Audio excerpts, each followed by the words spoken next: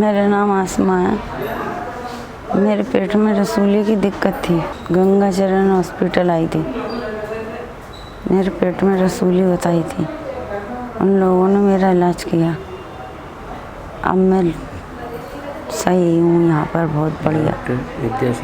Doctor विद्या सिंह।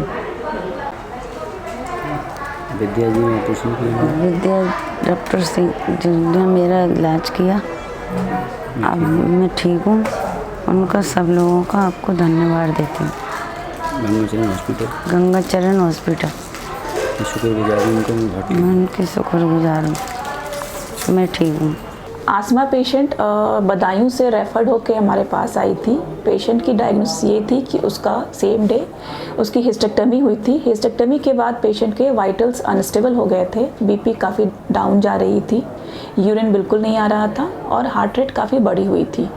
तो main था उसकी डायग्नोसिस की उसे हीमोपेरिटोनियम हो रहा था। तो पेशेंट हमारे पास 7 बजे शाम को संडे को आती है और पेशेंट आते ही फिर यहाँ पे हम लोग उसे आईसीयू में मैनेज करते हैं।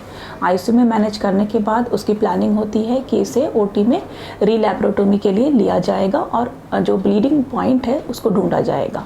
तो इसके लिए सारी तैयारियां हो जाती है। इस पेशेंट को आइनोट्रॉपिक्स मेडिसिन स्टार्ट करके इसकी बीपी को बढ़ाने वाली मेडिसिन दी जाती है। इसके अलावा उसे सेंट्रल लाइन डाला जाता है, वेंटिलेटर पे लिया जाता है और वेंटिलेटरी सपोर्ट पे ही पेशेंट को अंडर जनरल एनेस्थीसिया ओटी में लेते हैं। ब्लड ट्रांसफ्यूज़न भी किया जाता है। 4 यूनिट ब्लड ट्रांसफ्यूज़ किए जाते हैं पेशेंट को अलॉन्ग विथ एफएफपी। उसके बाद उसे रीलैप्रोटोमी के लिए ओटी में लेकर के ब्लीडिंग 3 लीटर के आसपास उसकी जो क्लॉटेड और फ्रेश ब्लड पेट में पड़े होते हैं उसे निकाला जाता है और ब्लीडिंग पॉइंट को सर्च करके उसे सिक्योर किया जाता है।